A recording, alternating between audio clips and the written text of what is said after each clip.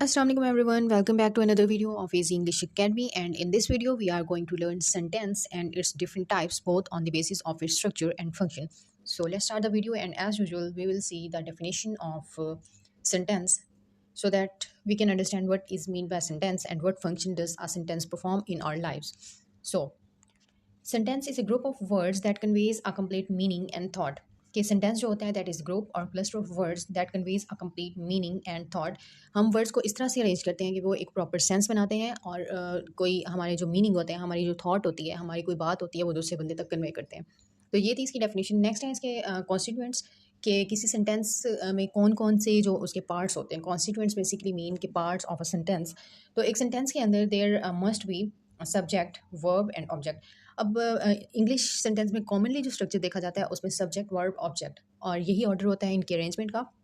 ये हम इस तरह से वर्ड्स को अरेंज करते हैं, पहले सब्जेक्ट, फिर वर्ब और फिर ऑब्जेक्ट. और जो सब्जेक्ट और वर्ब होते हैं ये 95% जो सेंटेंसेस होते हैं उनमें ये लाजमी एग्जिस्ट करते हैं, और जो ऑब्जेक्ट होते हैं ये लाजमी नहीं होते. फॉर एग्जांपल अगर हमारे पास कोई इंट्रांजिटिव वर्ब है तो उसके लिए हमारे पास ऑब्जेक्ट होना बहुत ज़रूरी नहीं है, उसके बगैर भी सेंटेंस एक मीनिंग प्रोवाइड करता है. लेकिन जो ट्रांजिटिव वर्ब्स होते हैं उसमें ऑब्जेक्ट की ज़रूरत होती है. इस पे मैं एक कंप्लीट वीडियो ऑलरेडी बना चुकी हूँ, एक नहीं बल्कि 2 वीडियोज़ बना चुकी हूँ, तो वो आप वहाँ से देख सकते हैं कि ट्रांजिटिव इंट्रांजिटिव वर्ब्स क्या होते हैं और ऑब्जेक्ट कहाँ पे नीडेड होता है और कहाँ पे इसकी ज़रूरत नहीं होती. तो ये होता है मोस्टली. लेकिन समटाइम्स ऐसा होता है, बहुत रेयर, कि सिर्फ एक वर्ड जो होता है वो वर्ब होता है बेसिकली, जो किसी एक्शन को रिप्रेजेंट कर रहा होता है. तो वर्ब भी ये कंप्लीट सेंटेंस का सेंस कन्वे कर देता है कि उस वर्ब के ज़रिए हम पूरे एक थॉट को अंडरस्टैंड कर सकते हैं. वहाँ पे हमारे पास सब्जेक्ट का होना ज़रूरी नहीं होता. तो most of the time subject, verb, object इकट्ठे काम करते हैं, लेकिन समटाइम्स वर्ब अकेले भी सेंटेंस बना देता है और समटाइम्स ऑब्जेक्ट की ज़रूरत नहीं होती, सिर्फ सब्जेक्ट और वर्ब मिलके एक सेंटेंस बना देते हैं. So next are the types of sentences. Sentences are categorized on the basis of their function as well as on the basis of their structure. तो जो सेंटेंस को हम डिवाइड करते हैं, कैटेगराइज करते हैं, वो सिर्फ स्ट्रक्चर की बेस पे नहीं होते बल्कि फंक्शन की बेस पे होते हैं. स्ट्रक्चर में अब जो डिपेंडेंट इंडिपेंडेंट क्लॉजेस की बात होती है कि किस तरह से डिफरेंट क्लॉजेस मिलती हैं, और इस बेस पे जब हम उसको कैटेगराइज करते हैं उसकी ग्रामेटिकल स्ट्रक्चर की बेस पे, तो वो एक अलग उसकी कैटेगरी बन जाती है. और दूसरा होता है फंक्शन की बेस के पे कि अगर कोई सेंटेंस हम बोलते हैं तो उसका वो कौन सा फंक्शन परफॉर्म कर रहा है. फॉर एग्जांपल अगर वो कोई इंस्ट्रक्शन दे रहा है, कोई एडवाइस दे रहा है, कोई ऑर्डर दे रहा है, इसके अलावा क्वेश्चनिंग होती है, या हम अपने फीलिंग्स वगैरह का इजहार कर रहे होते हैं, तो ये तमाम उसके फंक्शंस में आ जाते हैं. आगे हम इनको डिटेल के साथ देखते हैं. जी, सबसे पहले हम देखते हैं type of sentences on the basis of there structure. So there are 4 types of sentence on the basis of their structure, that is simple sentence, compound sentence, complex sentence and compound complex sentence. So let's start from the simple sentence. Simple sentence contains only one independent clause. कि simple sentence जो है इसमें एक independent clause होगी, इसमें dependent clause कोई नहीं होगी. इसकी एग्जांपल है she went to Lahore to see her friend. अब इसमें देखें कि एक इंडिपेंडेंट क्लॉज है. अब इसके बाद अगर हम देखते हैं point two remember, simple sentence की जो पहचान होती है, it contains only one main verb. कि यहाँ पे एक्शन वर्ब जो होगा सिंपल सेंटेंस के अंदर जस्ट वन होगा, एक से ज़्यादा नहीं होगा. तो अगर हम प्रीवियस एग्जाम्पल में देखते हैं she went to Lahore to see her friend, अब यहाँ पे जो एक्शन वर्ब है दैट इज़ वेंट. बेसिकली हम उसके एक्शन को रिप्रेजेंट करें कि वो लाहौर गई. अब यहाँ पे हम क्वेश्चन रेज़ कर सकते हैं कि टू सी हर फ्रेंड. अब सी भी तो यहाँ पे एक्शन है ना, लेकिन ये उसके एक्शन के पर्पस को रिप्रेजेंट कर रहा है. फॉर एग्जांपल वो कह रहा है कि she went to Lahore to see her friend, कि वो लाहौर गई, क्यों गई, ये इन्फिनेटिव है. टू सी हर फ्रेंड के उसके पर्पस को बताया, ये इंडिपेंडेंट क्लॉज नहीं है, और यहाँ पे separate main verb action verb use नहीं किया गया. यहाँ पे सिर्फ वन मेन वर्ब यूज़ किया गया, दैट इज़ वेंट. तो इसके बाद दूसरी जो बात याद रखने की है, that is can have more than one subject. हाँ, इसके अंदर जो होता है एक से ज़्यादा सब्जेक्ट हो सकता है, और ये सेंटेंस लॉन्ग या शॉर्ट भी हो सकता है, इसकी लेंथ बहुत ज़्यादा भी हो सकती है. लेकिन इसकी जो सिंपल सेंटेंस की पहचान होती है, इसमें वन इंडिपेंडेंट क्लॉज होती है और वन मेन वर्ब होता है. अगर हम इसकी एग्जांपल देखते हैं, Ali and Ahmad went to Lahore. अब हम यहाँ पे देखते हैं अली एंड अहमद, यहाँ पे 2 सब्जेक्ट्स हैं, लेकिन वर्ब एक है, वेंट टू लाहौर. तो इस तरह से बहुत लंबा सेंटेंस भी हो सकता है. उसके अंदर हम उसको सिंपल इस तरह से देखते हैं कि एक मेन वर्ब होगा और एक इंडिपेंडेंट क्लॉज होगी, लेकिन उसकी लेंथ बहुत ज़्यादा भी हो सकती है और वो शॉर्ट भी हो सकता है. नेक्स्ट है हमारे पास compound sentence. Compound sentence contain 2 or more independent clauses joined with coordinating conjunction. अब यहाँ पे भी हमारे पास 2 इंडिपेंडेंट क्लॉजेज होंगी, वो एक दूसरे से कंबाइन की गई होंगी by using coordinating conjunction. Coordinating conjunction हमारे पास होती है FANBOYS, for, and, nor, but, yet, so, or, Important points to remember in the case of compound sentence is that it contains two or more independent clauses. These both clauses are combined by using coordinating conjunctions like for and, not, but, or, yet and so. It contains more than one main verb in each independent clause. इससे जाहिर है जब इसके अंदर clauses ज़्यादा होंगी तो हर clause के अंदर एक verb होगा, main verb, action verb होगा. इसकी एग्जांपल हम देखते हैं, Ali and Ahmad went to park and played cricket. अब सबसे पहले तो हम यहाँ पे देखते हैं कि यहाँ पे दो क्लॉजेज हैं, that is Ali and Ahmad went to park, एक ये हो गई, एंड प्लेड क्रिकेट. एंड जो है यहाँ पे कोऑर्डिनेटिंग कंजंक्शन है और इसकी दूसरी क्लॉज है दैट इज प्लेड क्रिकेट. सो अगर हम इन दोनों क्लॉजेज को सेपरेट कर देते हैं तो ये दोनों इंडिपेंडेंटली एग्जिस्ट कर सकती हैं. Ali and Ahmad went to park and को हटा के हम दूसरी क्लॉज बना सकते हैं, Ali and Ahmad played cricket. तो इस तरह से ये दोनों इंडिपेंडेंटली एग्जिस्ट कर सकती हैं, लेकिन हमने कोऑर्डिनेटिंग कंजंक्शन को यूज़ करते हुए इन दोनों को मिला के कंपाउंड सेंटेंस बना दिया. तो इस तरह से कंपाउंड सेंटेंस बनता है by using coordinating conjunction and combining two or more independent clauses. Next है हमारे पास complex sentence. Complex sentence contains one independent clause and at least one dependent clause. अब इसके अंदर ये होता है कि इंडिपेंडेंट क्लॉज तो मस्ट होती है एक, और उसके अलावा एटलीस्ट वन डिपेंडेंट क्लॉज, एक से ज़्यादा भी हो सकती है डिपेंडेंट, लेकिन एटलीस्ट यहाँ पे एक डिपेंडेंट क्लॉज का होना बहुत ज़रूरी होता है. तो इसमें हम देखते हैं कि हमें याद रखने की जो चीज़ें यहाँ पे हैं वो हैं one independent clause and at least one dependent clause. Independent clause तो लाजमी होगी और वो एक होगी, लेकिन जो डिपेंडेंट क्लॉज है वो कम से कम एक होनी चाहिए, उससे ज़्यादा भी हो सकती है. तो इसमें हम क्लॉजेस को कंबाइन करते हैं बाय यूजिंग सब ऑर्डिनेटिंग कंजंक्शंस. और सब ऑर्डिनेटिंग कंजंक्शन में हमारे फैन वॉइस के बाद अलावा जितनी भी कंजंक्शंस होती हैं, for example therefore, because, although, when, since, unless, तो ये इस तरह की जितनी भी कंजंक्शंस होती हैं दैट ऑल आर सब ऑर्डिनेटिंग कंजंक्शंस. और जब हम इनको यूज़ करते हैं सेंटेंसेस को क्लॉजेस को मिलाने के लिए, सॉरी सेंटेंसेस को नहीं, क्लॉजेस को कंबाइन करने के लिए, तो वो बन जाते हैं कॉम्प्लेक्स सेंटेंसेस. और उसकी दूसरी पहचान वही होती है कि एक इंडिपेंडेंट क्लॉज होगी और एटलीस्ट एक डिपेंडेंट क्लॉज ज़रूर होगी, उससे ज़्यादा भी हो सकती है. अब अगर हम इसकी एग्जांपल देखते हैं तो he was absent because he was not feeling well. अब इसके अंदर हमारे पास एक डिपेंडेंट क्लॉज है और एक इंडिपेंडेंट क्लॉज है. अब हम देखते हैं कि डिपेंडेंट और इंडिपेंडेंट किस तरह से कंबाइन की गई हैं.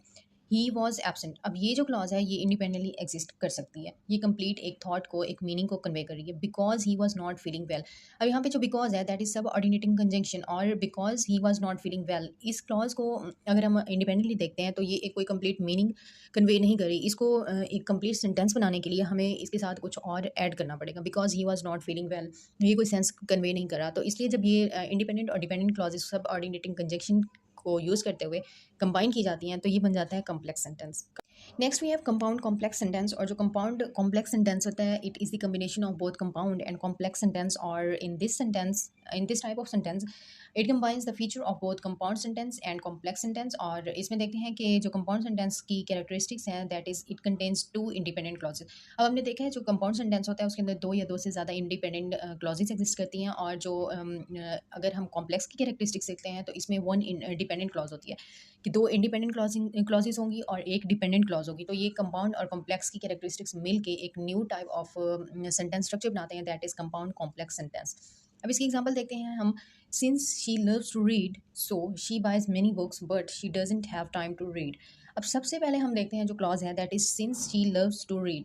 अब ये जो है ये इंडिपेंडेंटली एग्जिस्ट नहीं कर सकती, ये डिपेंडेंट क्लॉज है, क्योंकि यहाँ पे हमने जो सबऑर्डिनेटिंग कंजंक्शन यूज़ किया since she loves to read, तो ये एक कंप्लीट मीनिंग को कन्वे नहीं करी. इसको कंप्लीट करने के लिए हमें मज़ीद इसके साथ कोई और वर्ड या क्लॉजेस कंबाइन करने की ज़रूरत है. तो हमने यहाँ पे लगाया है so she buys many books but she doesn't have time to read. अब यहाँ पे ये इंडिपेंडेंट क्लॉज है, she buys many books but she doesn't have time to read. अब यहाँ पे दो हमारे पास इंडिपेंडेंट क्लॉजेज हैं और एक डिपेंडेंट क्लॉज है, तो ये मिलके कॉम्प्लेक्स सेंटेंस बना देती हैं, कंपाउंड कॉम्प्लेक्स. अब इनमें अगर हम डिफरेंसेस देखते हैं तो हम इस तरह से देखते हैं कि अगर सिंपल सेंटेंस है it contains one independent clause, compound sentence में दो इंडिपेंडेंट क्लॉजेज होंगी, कॉम्प्लेक्स सेंटेंस के अंदर एक इंडिपेंडेंट और एक डिपेंडेंट क्लॉज होगी. और कंपाउंड कॉम्प्लेक्स सेंटेंस के अंदर दो इंडिपेंडेंट क्लॉजेज. ये देखें कि ये कंपाउंड सेंटेंस का इसके अंदर एलिमेंट आ रहा है to or more independent clauses, और इसमें एक डिपेंडेंट क्लॉज होगी, जैसा कि हमने यहाँ पे देखा है कि यहाँ पे कॉम्प्लेक्स सेंटेंस के अंदर एक डिपेंडेंट क्लॉज है और एक इंडिपेंडेंट क्लॉज है. तो कंपाउंड कॉम्प्लेक्स सेंटेंस जो है that is the combination of both compound as well as complex sentence. अब नेक्स्ट हम देखते हैं कि जो सिंपल सेंटेंस होता है इसके अंदर कंजंक्शन यूज़ नहीं होती. कंपाउंड सेंटेंस के अंदर हम यूज़ करते हैं कोऑर्डिनेटिंग कंजंक्शन, और कॉम्प्लेक्स सेंटेंस के अंदर होता है सबऑर्डिनेटिंग कंजंक्शन. लेकिन जो कंपाउंड कॉम्प्लेक्स सेंटेंस होता है इसके अंदर हम कोऑर्डिनेटिंग कंजंक्शंस भी यूज़ करते हैं और सबऑर्डिनेटिंग कंजंक्शंस भी यूज़ करते हैं, जैसे कि हमने पीछे एग्जांपल्स में देखा है. नेक्स्ट है हम सेंटेंस को अगर कैटेगराइज करते हैं on the basis of their function, तो इसकी डिफरेंट टाइप्स होती हैं, जैसे declarative sentences, interrogative sentences, imperative sentences and exclamatory sentences. So let's see what are these types. सबसे पहले हमारे पास imperative sentences. Imperative sentences are those sentences that show command, request, instruction और एडवाइस। अब ये वो सेंटेंसेस होंगे जो कमांड को, रिक्वेस्ट को, इंस्ट्रक्शन को और एडवाइस को शो करेंगे। तो ये तमाम सेंटेंसेस हमारे पास कहलाते हैं imperative sentences and they and with using period. Period हम कहते हैं फुल स्टॉप को। तो इंपेरेटिव सेंटेंसेस के एंड पे फुल स्टॉप लगता है, एक पीरियड एक कंप्लीट हो जाता है। तो ये कमांड, रिक्वेस्ट, इंस्ट्रक्शन और एडवाइस को शो करता है और इसके एंड पे हम लगाते हैं फुल स्टॉप। इसकी एग्जांपल्स हैं टू योर होमवर्क। अब ये कमांड है कि हम हुक्म दे रहे हैं। फॉर एग्जांपल अगर कोई टीचर है वो अपने स्टूडेंट को बोल रहे हैं, पेरेंट्स हैं तो अपने चिल्ड्रन को बोल रहे हैं। नेक्स्ट है हमारे पास please help me in doing my homework. अब इस सेंटेंस के अंदर हम रिक्वेस्ट कर रहे हैं, हम अपने फ्रेंड्स को भी बोल सकते हैं, अपने सिबलिंग्स को भी बोल सकते हैं, अपने पेरेंट्स, टीचर्स, किसी को भी बोल सकते हैं। तो नेक्स्ट है हमारे पास नेवर टेल अ लाई। अब ये एडवाइस है कि कभी झूठ ना बोलो। नेक्स्ट है हमारे पास hold the painting carefully and hang on the right side of the cupboard. अब ये इंस्ट्रक्शन है कि हम बता रहे हैं कि पेंटिंग को एहतियात से उठाओ और इस साइड पे लगाओ या उस साइड पे हैंग करो। तो ये इंस्ट्रक्शन हो जाती है। इस तरह से ये तमाम इंपेरेटिव सेंटेंसेस हैं। नेक्स्ट है हमारे पास डेक्लोरेटिव sentences. डेक्लोरेटिव sentences are those sentences that make a statement और प्रोवाइड इन्फॉर्मेशन। अब इसमें दो चीज़ें होती हैं, या तो ये कोई स्टेटमेंट देते हैं, मतलब किसी चीज़ को डिक्लेयर करते हैं, या प्रोवाइड इन्फॉर्मेशन फॉर समथिंग। तो ये जो सेंटेंसेस होते हैं डेक्लेरेटिव, ये कोई स्टेटमेंट देंगे या इन्फॉर्मेशन प्रोवाइड करेंगे किसी चीज़ के बारे में, और ये यूनिवर्सल इन्फॉर्मेशन भी प्रोवाइड करते हैं। और they usually end with a full stop. जैसे कि हमारे पास imperative sentences full stop period पे एंड होते हैं, तो ये भी पीरियड के साथ ही एंड होते हैं। अब इसकी example sun rises in the east. अब ये हमारे पास इन्फॉर्मेशन यूनिवर्सल है। Water boils on 100 degree centigrade, ये भी इन्फॉर्मेशन है हमारे पास। शी लव्स पेंटिंग, ये अब इन्फॉर्मेशन है किसी लड़की के बारे में। तो ये तमाम जो है डेक्लेरेटिव सेंटेंसेस होते हैं। नेक्स्ट है हमारे पास interrogative sentences. Interrogative sentences are use to ask a question. अब कोई क्वेश्चन जिसमें हम कोई सवाल कर रहे होंगे, तो वो जो सेंटेंस होगा that will be interrogative sentence. तो जो इंट्रोगेटिव सेंटेंसेस होते हैं they always and with A question mark, और इसकी डिफरेंट टाइप्स होती हैं हमारे पास। सबसे पहले हमारे पास येस नो क्वेश्चन। अब इसमें जो है ये ऐसे क्वेश्चन होंगे जिसमें हमारे पास आंसर येस या नो होगा। For example do you want some water, तो इसमें हम येस या नो करेंगे कि हमें पानी चाहिए या नहीं चाहिए। Are you ready for the competition, तो इसमें भी येस नो आंसर होगा। नेक्स्ट हमारे पास W H question. W H में हमारे पास व्हाट, वेयर, व्हेन, हु। तो इस तरह के जो क्वेश्चन होते हैं डब्ल्यू एच क्वेश्चन, ये भी इसकी एक टाइप है। What's your plan for the weekend. Next example है how did you complete that champion, तो ये भी डब्ल्यू एच क्वेश्चन है। नेक्स्ट है हमारे पास चॉइस क्वेश्चन। अब इसमें चॉइस दी जाती है, गिविंग वन और मोर, टू और मोर चॉइसेस। तो इसके अंदर चॉइसेस होती हैं। इसकी एग्जांपल है डू यू प्रेफर बिरयानी और पुलाव। तो अब इसमें देखें दो ऑप्शन दिए गए हैं, उसमें से हमने चॉइस चूज़ करनी है एक चीज़। और नेक्स्ट है हमारे पास which one is better, hot water or cold water. तो इस तरह से यहाँ पे चॉइसेस होती हैं। तो ये होते हैं इंट्रोगेटिव सेंटेंसेस। नेक्स्ट होते हैं हमारे पास लास्ट टाइप है exclamatory sentences. Exclamatory sentences express strong emotions such as surprise, excitement, anger, happiness, admiration. तो जो हमारी स्ट्रॉन्ग फीलिंग्स होती हैं, हमारे इमोशंस होते हैं, वो जब हम एक्सप्रेस करते हैं, those sentences are called exclamatory sentences. और इनके जो एंड पे यूज़ किया जाता है दैट इज़ एक्सक्लेमेशन मार्क।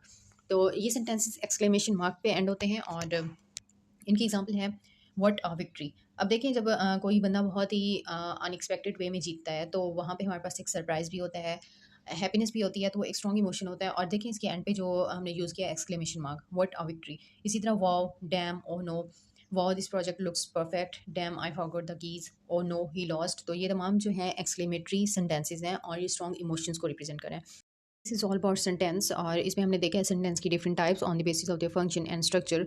तो आई होप कि आपको समझ आ गई होगी सेंटेंस स्ट्रक्चर की। और मज़ीद इस तरह की वीडियोस देखने के लिए सब्सक्राइब करें मेरा चैनल इजी इंग्लिश अकेडमी, और वीडियो को लाइक करें if you find it helpful. Thank you so much. अल्लाह हाफिज़।